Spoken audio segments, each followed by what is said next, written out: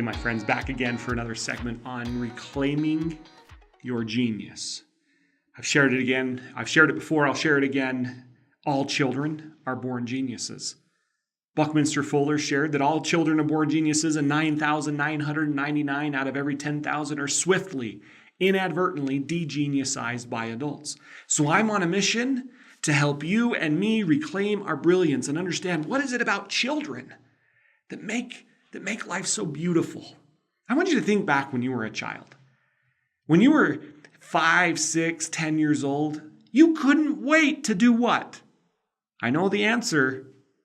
To grow up. You couldn't wait to get your driver's license. You couldn't wait to get your first job, to get some income. You couldn't wait to graduate college and graduate high school. You couldn't wait to get married and have kids.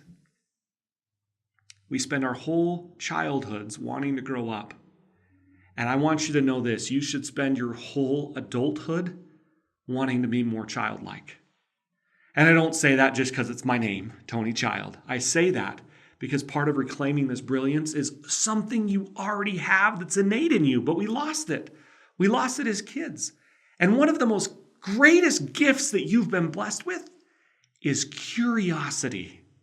I love the late Albert Einstein. He shared, "I have no special talents.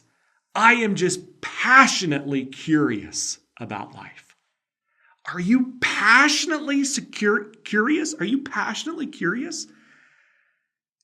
Curiosity is one of the keys to sparking your imagination and ideas and things that can happen. Plus, according to research, you can actually get younger. You can cheat old age by just being curious, by reading and writing and doing things that stimulate curiosity in your life.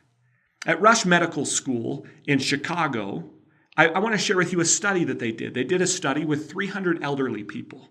And this study is found in another book. I know I keep giving you books each week, but this one is by Ian Leslie, and it's called Curious. And I love the subtitle. It says, "The desire to know and why your future depends on it." The desire to know. And so what they did, I'm just going to read, but they tested their thinking and memory skills each year of these 300 participants. They were elderly participants. It says the participants were also asked how often they read, wrote, and engaged in other cognitively demanding activities, not just currently, but in childhood and middle-aged. Now here's the crazy statistics. Following each participant's death, their brain was examined for evidence of dementia. It was discovered after taking into account the physical effects of dementia on their brains, the subjects who made lifelong habit of reading and writing slowed their rate of mental decline by a third compared to those who only did an average of those things.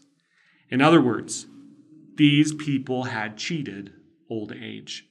And then the very last paragraph of this chapter, I love what it says. It says, "Beyond the age of information," said designer Charles Eames, "is the age of choices.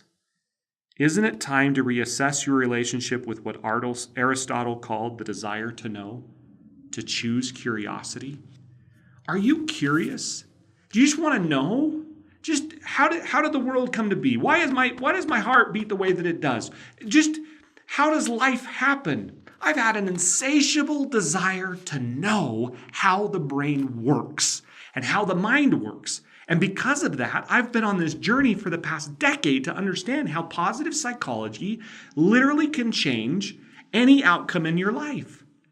And now what I'm finding, which is absolutely fascinating, is that if we can spend all of our waking moments as adults to become more childlike, not immature, but childlike in our imagination, in our curiosity, and asking questions, and in all of the things that we're discussing, then guess what? You're going to be more successful. This is what I'm finding. This is the research that I'm running into. So what are you doing in your life to be more curious? Hopefully, as we mentioned in another segment, you're asking a lot more questions. But if you ask a lot more questions, it's stemming from a place of, I'm just curious about life. Why things are the way that they are. Why do you eat the food you eat? Why do you worship the God you worship? Why do you practice the politics you practice? Why do you go to the job you go to every single day? Why do you wake up and do everything that you do? Reassess it Ask yourself the hard questions and then be open-minded to any answer that might come, and watch how life can dramatically change when you just get into a desire to know and how this can change your life. Curiosity. This is another one of those things that we must reclaim as our brilliance and our genius, is the desire to be curious and to know why things are.